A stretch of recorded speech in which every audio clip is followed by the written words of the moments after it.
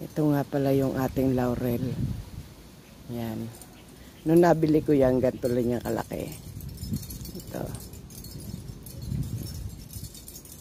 Yan lang, wala pa isang dangkal. Tatatlo yata ang dahon nung mabili ko. Pero ngayon, ayan na siya.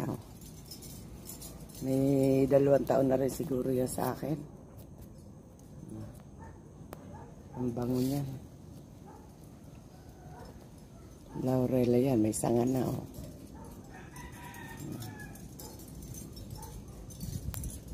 Laurel.